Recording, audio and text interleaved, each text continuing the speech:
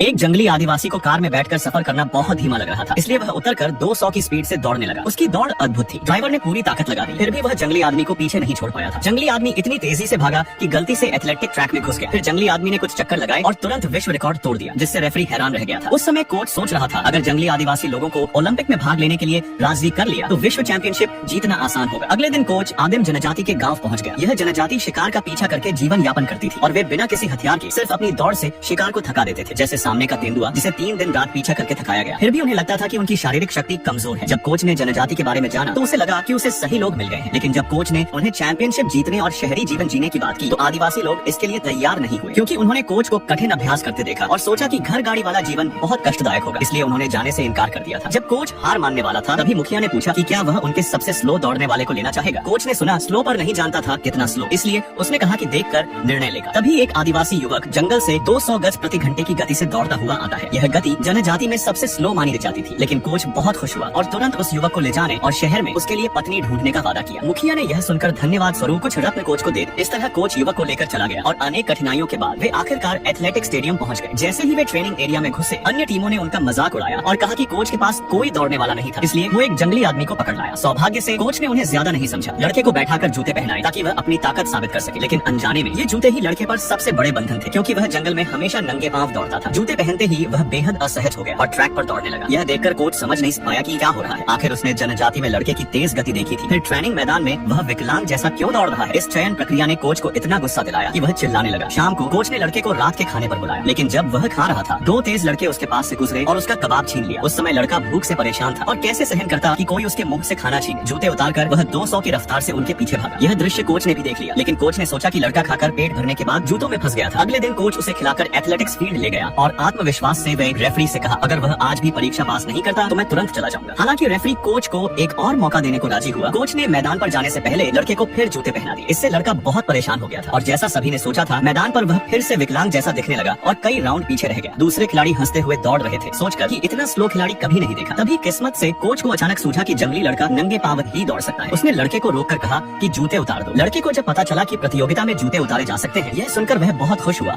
और तुरंत जूते फेंक दिए, जिसके तुरंत बाद लड़के में पूरी ताकत वापस आ गई। फिर भी उसे 10 से अधिक राउंड दौड़ने थे, जबकि अन्य खिलाड़ी बस 1 राउंड दूर थे। यह स्थिति कोच को बहुत परेशान कर रही थी, लेकिन लड़का एथलेटिक्स के नियम नहीं जानता था। वह प्रतिद्वंद्वियों को शिकार समझता था। जीत हार की परवाह किए बिना वह सीधे आगे बढ़ा। तेज हवा के कारण उसने अन्य खिलाड़ियों को गिरा दिया था और कृष की तरह खिलाड़ियों के सिर पर कदम रखकर आगे निकल गया।